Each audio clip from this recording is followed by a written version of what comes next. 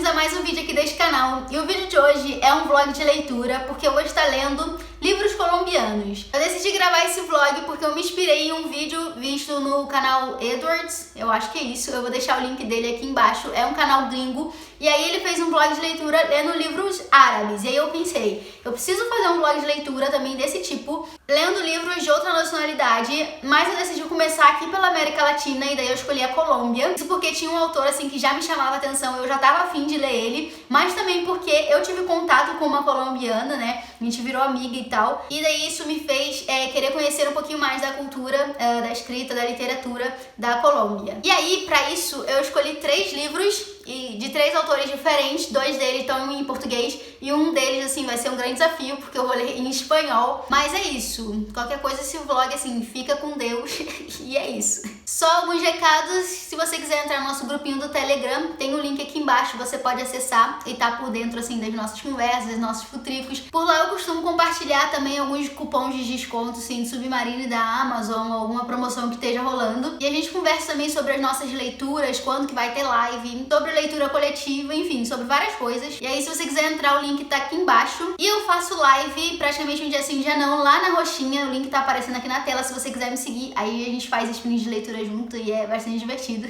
E também tem o meu Instagram, que eu tô sempre avisando quando tem live também por lá, e lá a gente fica um pouquinho mais próximo. E é isso, os links estão tudo aqui na descrição. E se você se interessar por algum dos livros que eu vou citar aqui, todos eles têm link aqui na descrição no site da Amazon, e você comprando por ele, você ajuda de certa forma o canal, porque eu ganho uma pequena comissão sobre a sua compra e você não paga mais nada por isso. O primeiro livro que eu vou ler é de um autor que eu já queria ler, assim, conhecer há algum tempo, que é o Gabriel Garcia Marques, e daí eu escolhi 100 Anos de Solidão. Esse livro aqui é o mais conhecido, né, dos que eu vou ler aqui, e é um livro que é favorito de muitas pessoas também. É uma leitura que eu sei que vai ser difícil de ser feita, mas eu acho que eu tô num momento ok pra encarar, assim, esse tipo, minha cabeça tá boa, assim, pra encarar esse tipo de leitura. É um livro difícil porque o nome dos personagens são iguais, né, e tem até a árvore genealógica, assim, pra tá podendo auxiliar na leitura, assim, de tanto que tem nome repetido, e também porque o livro conta algumas histórias paralelas, e o livro também não é dividido em capítulos, então fica meio confuso,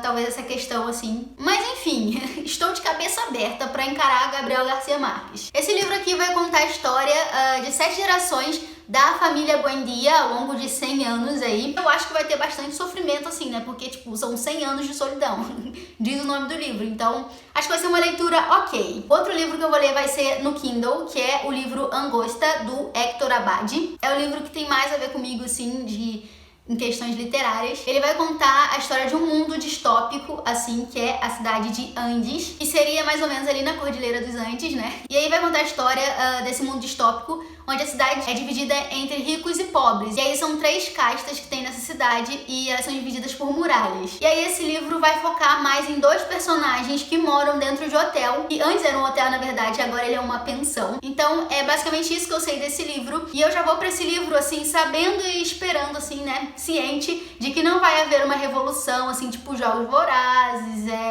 Divergente, uma revolução pra acabar com as castas, isso não vai acontecer. Então é um livro que só vai contar a história desse mundo distópico mesmo, sobre como é a vida dessas pessoas nessas castas, e vai falar mais sobre o conformismo dessas pessoas. E é basicamente isso que eu sei desse livro.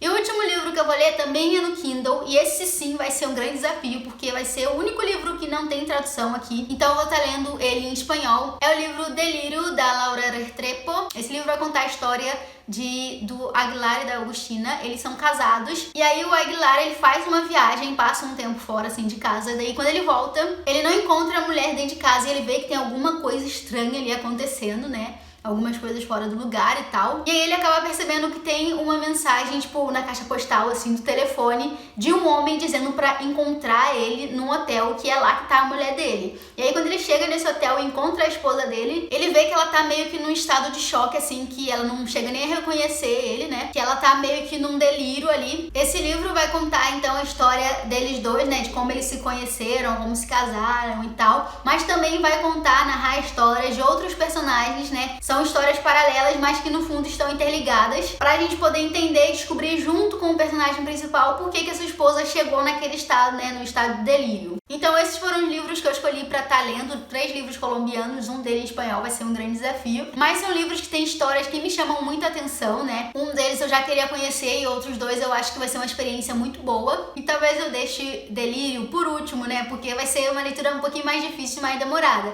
Mas aí, conforme eu for lendo, eu venho aqui, conto pra vocês o que eu achei do livro e vou atualizando vocês e é isso.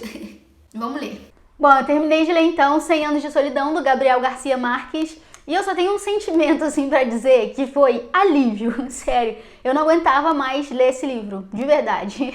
Bom, pra começar, eu acho que eu já contei um pouquinho da sinopse no início do vídeo, mas esse livro aqui, ele vai narrar a história de formação, assim, da família Buendia, né, durante 100 anos. Então são 7 gerações aí, a gente vai acompanhar pais, filhos, avós, tios, a gente vai acompanhar toda essa trip aí, né. E a gente vai acompanhar aí, junto a isso também, a formação da cidade de Macondo, né, que é pra onde eles vão. A gente começa esse livro conhecendo o José Arcádio Buendia e a sua mulher, que é a Úrsula, e eles estão se mudando, né, pra uma outra terra, que é Macondo. No início, assim, a Úrsula, ela fica meio receosa de ir, né, mas acaba tendo um conflitozinho, assim, na vizinhança onde é que eles moravam, então eles decidem ir pra esse outro lugar, né, pra essa outra cidade, assim, pessoas povoado, digamos assim, e eles levam algumas pessoas juntos, e aí lá eles vão formar essa cidade, né, essa cidade vai evoluir, e por conta do José Arcádio Buendia, ele meio que levar o povo, ele é considerado o fundador, assim, da cidade, então ele meio que manda, assim, na cidade, né? As coisas têm que passar sempre por ele e tal. Não, mas assim, não tem a denominação assim de ele é o prefeito, ele é o governador aqui de Macondo, nem nada do tipo.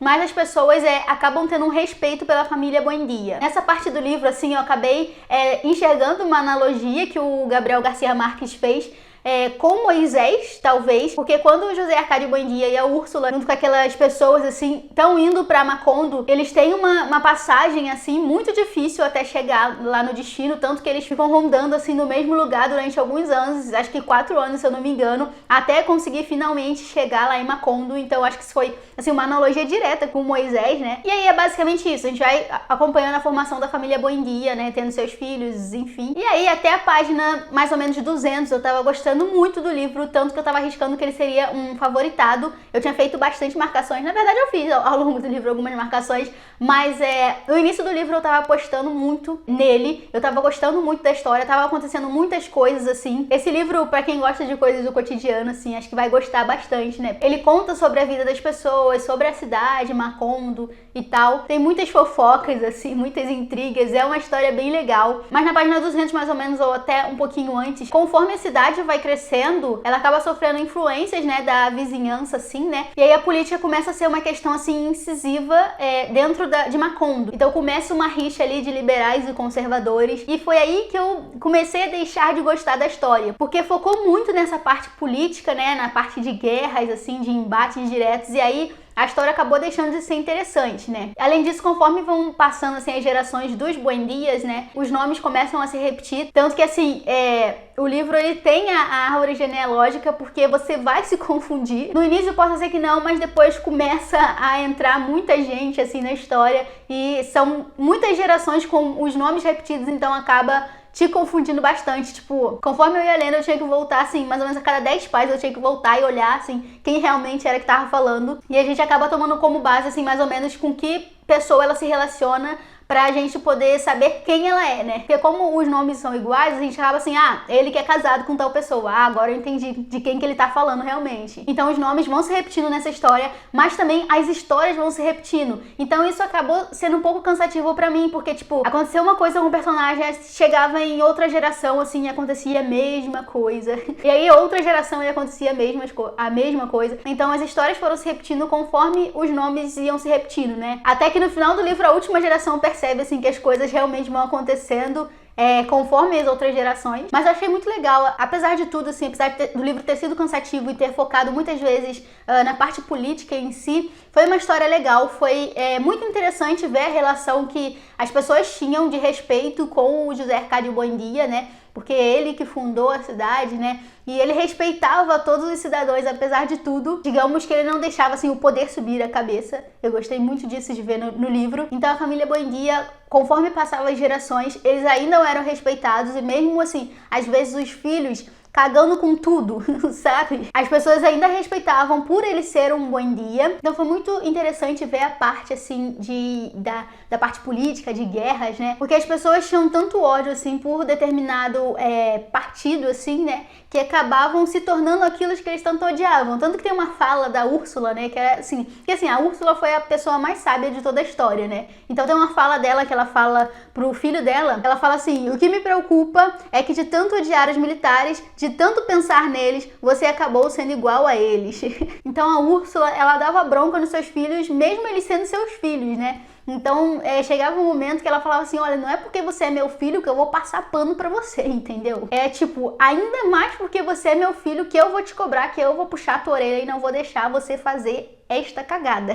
Então tiveram parte desse livro que foram muito interessantes, porém, essa parte de guerra e das histórias estarem se repetindo acabou sendo cansativas, assim. Mas é um livro muito bom, tem muita fofoca, intriga, talaricagem. É um livro que é favorito de muita gente, então eu entendo porque muita gente gosta dele, né? Mas talvez pra mim não tenha funcionado, tenha ficado cansativo em alguns momentos, e por isso eu escolhi dar 3 estrelas pra ele. Assim, com muita dor no coração, eu dou 3 estrelas pra esse livro. Eu fiquei pensando muito, assim, em qual nota que eu dava pra ele, porque eu tava curtindo muito o livro no início, né? Porém, ele ficou tão cansativo, assim, tão cansativo, que cada vez que eu pegava ele, assim, eu ficava com sono, eu ficava torcendo pra acabar logo. Então esse sentimento não é um sentimento legal quando você tá lendo um livro, né? Então eu fiquei com muita vontade de abandonar ele, eu só não abandonei por conta desse projetinho, né? Por conta do vlog e tal. E eu decidi continuar e é isso. Por isso eu acho que o sentimento que eu senti quando eu terminei esse livro foi alívio. Mas, assim, vamos pro próximo livro. E é isso. Bom, eu terminei de ler então Angosta, do Hector Abad, e eu só tenho coisas boas pra falar desse livro, porque eu curti demais. Bom, como eu disse pra vocês, esse livro é uma distopia, e ele vai falar sobre a cidade de Angosta, que é essa cidade distópica, só que ela tá inserida no mundo atual. Então, assim, é meio confuso, porque a gente, quando começa a ler, a gente pensa que todos os países são distópicos, só que na realidade só Angosta é. Tanto que em alguns momentos do livro, algumas pessoas pensam em, tipo, se acender ou fugir para algum outro país para sair de Angosta. Bom, essa cidade de Angosta, ela é dividida em castas, né? Ela é dividida em 3 andares, digamos assim, que tem a Tierra Caliente, Tierra Templada e Tierra Fria, que é terra quente, terra mais ou menos assim, né? Terra misturada assim, meio a meio. E a terra caliente, a terra quente, né? Que o quente, assim, realmente quer dizer quente. E na terra fria é onde ficam as pessoas, assim, mais ricas, né? É onde tem o famoso paraíso. E as pessoas que vivem lá são conhecidas como donos e donas, né? Então,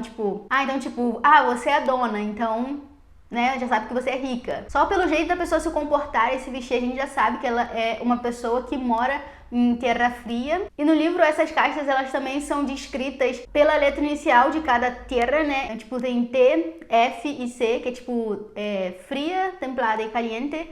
Então, não é difícil de confundir, né, quando você começa a entender. O ruim talvez seja quando eles falam sobre determinado lugar dentro dessa casta, que aí você fica, esse lugar pertence a qual casta? Aí às vezes confunde um pouquinho. Mas assim, só nos primeiros 10%, talvez 5% do livro que você vai confundir, depois você acostuma. E aí, dentro dessas castas, as pessoas não têm livre acesso, a não ser as pessoas que moram em terra fria, né, as pessoas que são mais ricas. Elas, é claro, têm acesso a todas as castas, mas é óbvio que elas não querem sair de terra fria. As pessoas que moram na casta mais baixa, assim, nem sonham em ir lá pra cima. Então as pessoas não têm um fluxo livre, assim, de entrar em uma casta e sair de outra, a não ser que elas tenham permissão pra trabalhar ou pra passear, assim, aí daí elas conseguem ir, mas tipo, elas têm tempo determinado pra ir e voltar, então não podem ficar andando livremente, assim. É algo muito controlado. E nesse livro a gente vai acompanhar a história de 2 personagens principais, que é o Jacobo e o Andrés. O Jacobo, ele é dono de uma livraria, que era livraria e hoje em dia é um sebo. E o Andrés é o que tem a vida mais difícil ali, né? Ele sempre foi rejeitado ali pelos pais, nunca ele foi reconhecido, ele nunca teve uma amizade, assim, um relacionamento. Então as pessoas veem ele como um estranho, assim, até que finalmente ele consegue uma oportunidade de emprego, né? Porque o requisito é, assim, saber ler. E a única coisa que ele sabe fazer, ler e escrever. Então ele finalmente vê uma oportunidade para sair ali daquela zona de conflito, né? Que era a casa dele, e conseguir o seu espaço. E aí ele vai morar junto com o Jacobo em um hotel, que era um hotel e hoje em dia é uma pousada. E esse local onde é que eles moram é meio que uma sátira também com Angosta em si, porque essa pousada ela também é dividida em castas. Então nos primeiros andares, acho que no primeiro e no segundo andar moram só quem tem mais dinheiro, assim.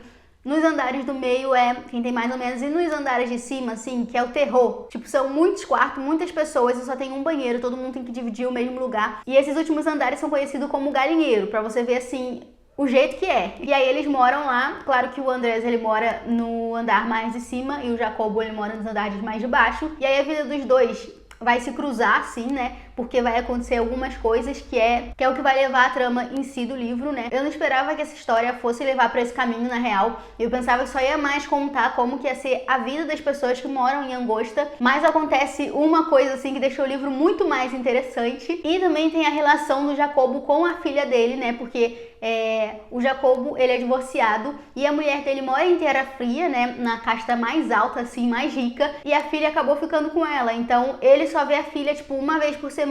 E quando ele vai ver a filha, é engraçado ver a relação, porque ele consegue perceber que a casta onde a filha dele está inserida começa a influenciar no comportamento dela. Então ela começa a tratar ele com desprezo. Então as coisas que ele costumava levar ela, tipo, vamos passear em tal lugar, já não tem mais graça pra ela, né? Porque, tipo, o padrão de vida dela é outro. Então ela não vê mais ele como um pai, né? Ela vê mais ele como um parente distante, e ele ainda tem esse amor fraternal por ela. Então, assim, é uma coisa difícil de se ver, né? Porque, tipo, ela fica muito metida, despreza ele ao máximo, e ele é um cara simples. Então essa relação também é muito legal de se ver, como que as pessoas vão evoluindo, como que as pessoas vão se moldando conforme elas vão entrando em uma casta diferente da outra. E o interessante é pensar que esse livro foi escrito em 2003, o nome dele é Angosta, e aí ele tem na capa dele escrito Cidade do Futuro. E eu consigo perceber que não é uma cidade do futuro, é a cidade atual, porque Angosta poderia ser facilmente qualquer cidade do Brasil, ou acho que do mundo, assim, mas eu enxerguei muito isso no Brasil, porque a forma como o Tierra Caliente, que é a casta mais baixa, é descrita, é a forma como eu vejo muitos lugares. Tipo a violência. Terra Caliente não é um lugar que você pode andar de noite, né? Porque senão você pode ser assaltada, você pode ser estuprada. Então pode acontecer muita coisa com você em Terra Caliente. A forma também como a polícia e o governo eles se comportam em relação aos moradores de Terra Caliente é uma coisa assim, é uma comparação direta com a situação atual do Brasil, porque, tipo, as coisas que acontecem em Terra Caliente ninguém fica sabendo, então as pessoas podem ir lá fazer o que quiserem, com quem quiserem, e ninguém vai dar a mínima, né? O Jacobo às vezes fica irritado também com essa situação, e ele tenta discutir com algumas pessoas, mas ele percebe que é em vão, tipo, ele dá os argumentos, mas as pessoas preferem ficar cegas, né? E ficar com a opinião delas. E aí tem até um momento que ele fala assim, um dia o povoado de Terra Caliente vai ser tão grande que eles vão se revoltar e vão tomar conta daqui. E aí a pessoa que ele tá discutindo ali vai e responde, é por isso que a gente está investindo em armamento, para isso nunca chegar a acontecer. Eu não preciso falar mais nada, né? A escrita do Héctor Abad é muito simples, é muito fácil de ser compreendida. O Gabriel Garcia Marques também tem uma escrita muito fácil, mas faltou um envolvimento meu, assim, específico na história. E foi algo que eu encontrei em Angosta, e assim, eu fiquei muito feliz com essa leitura. Eu não tava esperando gostar tanto do livro quanto eu gostei, então assim, eu fiquei curiosa pra ler outras coisas do autor. E assim, esse vlog tava aqui e agora tá aqui, então assim... Vamos pro próximo livro, que aí ele que vai decidir se eu gostei da escrita da Colômbia ou não. E é isso. Vamos pro próximo livro e aí eu volto aqui pra dizer o que eu achei do próximo livro e fazer a conclusão sobre esse vlog de leitura. E é isso, vamos! E finalmente esse vlog vai chegar ao fim, porque eu terminei de ler Delírio, da Laura Restrepo.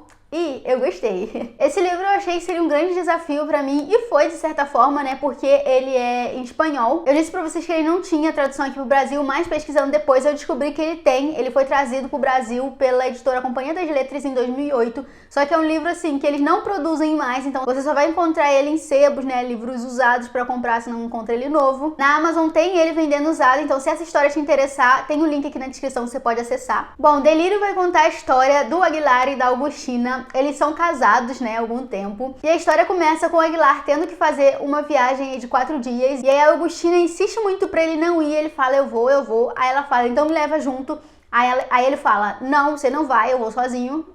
E é isso. Aí ela vai e solta, olha, eu tive uma visão. Só que ele não acredita muito, né? Porque a Augustina, ela fala que tem visões desde quando ela era pequena, só que nenhuma delas se concretizou de fato. Então ele acha que ela tá falando isso só pra ele não viajar. Porém, esse vai ser o maior arrependimento da vida dele, porque quando ele volta dessa viagem, a mulher está em delírio.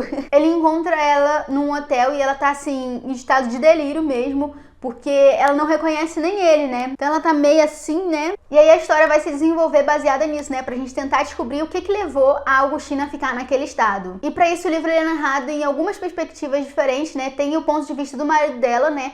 Que é narrado no tempo atual, então é ele lidando com a mulher naquele estado, ele tentando descobrir por que ela tá desse jeito. E o livro também é narrado sob a perspectiva da própria Augustina, só que no passado, né? Então são alguns monólogos dela contando como que era a infância dela, como que era a vida dela antes dela conhecer o Aguilar, e também de alguns outros personagens que têm relação direta assim com a situação atual da Augustina. Assim que o Aguilar chega no hotel e encontra a mulher naquele estado, ele começa a questionar por que ele está no hotel, né? Como que ela foi parar naquele hotel, quem levou ela ali, com quem que ela estava ali naquele hotel. Então ele começa a questionar muito isso. E também logo aparece uma tia dela que ele nunca tinha ouvido falar, que é a tia Sophie. E assim, ele nunca tinha ouvido falar na tia, mas ela aparece já sabendo da situação atual da Augustina. Então assim, quem avisou a ela? Né? É um questionamento que ele se faz e que a gente também se faz. Então, com isso, a gente começa a perceber que o Aguilar, de fato, não sabia muito sobre a esposa dele, né? Ele não conhecia a tia dela, ela nunca tinha falado da tia dela pra ele, né? Ele não conhecia a sogra pessoalmente, acho que ele tinha falado que 1, 2 vezes no telefone com a sogra, então ele não sabia muito da vida da sua esposa, né? Então a gente fica querendo entender assim como que era de fato o relacionamento dos dois, a gente começa a desconfiar um pouquinho dele também, e a gente percebe também que a Augustina, ela começa a ficar estranha com o marido dela, de tipo, vamos alimentar a Augustina. Aí o Aguilar vai lá, tenta dar um prato de comida, ela não aceita, mas se for a tia que vai lá e ofereça o prato de comida pra ela, ela aceita. Então, né, a gente começa a desconfiar dele, desconfia da tia. E pelo ponto de vista da Augustina, a gente descobre também que ela não teve uma vida muito fácil, né? Então a gente percebe que a infância dela foi meio conturbada, assim, até porque os pais se separaram por causa de uma traição com a tia. E ela tem um sentimento de proteção muito forte em cima do irmão mais novo dela, então ela tá sempre querendo proteger, ela quer ser a protetora, então tem uma relação, assim, muito mais forte com o irmão dela. Ela também não tem um relacionamento muito bom, assim, com a mãe. E pra piorar, ela tem um ex-namorado que é um traficante de drogas. Então assim,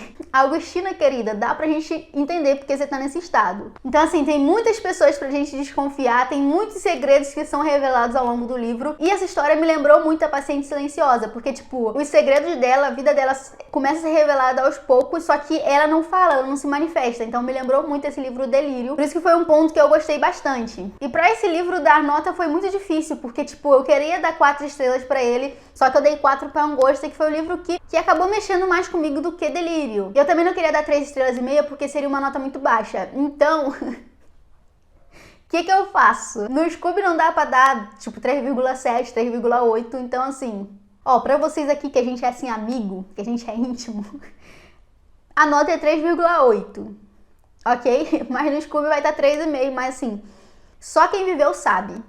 É isto. Bom, então é isso. Essas foram as minhas leituras de livros colombianos. Foram leituras muito agradáveis. Tirando o livro 100 Anos de Solidão, que não funcionou pra mim, mas pode funcionar pra você. O início, ele foi bem agradável, na real. Era uma história que tava me prendendo muito. Mas do meio pro final, acabou assim, me deixando cansada, mas é uma história boa em si, você pode gostar. E Angosta e Delírio foram livros que eu amei conhecer, foram autores que eu nem sonhava, assim, da existência. Então, assim, esse vlog serviu pra estar esbarrando neles, conhecendo a história. Eu gostei muito da escrita colombiana, eu achei que teria muita diferença, assim, na escrita, mas não, foi uma leitura muito ok. E, assim, mesmo os livros que não foram traduzidos, né, tipo Delírio, que não foi traduzido, ele teve uma linguagem bem próxima do que é a linguagem brasileira, mais informal, mais simples. Então, isso até facilitou na hora de eu ler, porque, tipo, se eu pego um livro que tem a escrita difícil em português, eu já não entendo nada. Imagina se fosse assim na escrita de outro idioma. Então facilitou muito a escrita da Laura Restrepo e eu curti demais estar lendo esses livros colombianos. Como eu disse, se você se interessar, tem link aqui tudo na descrição. São livros muito bons, vale a pena você dar dando uma chance. E é isso, caso você queira me sugerir um livro de alguma outra nacionalidade, comenta aqui embaixo que eu tento trazer, assim, ler e trazer aqui pro canal, tento. Mas é isso, gente. Muito obrigada a você que assistiu o vídeo até aqui. Até o próximo vídeo. Tchau, tchau.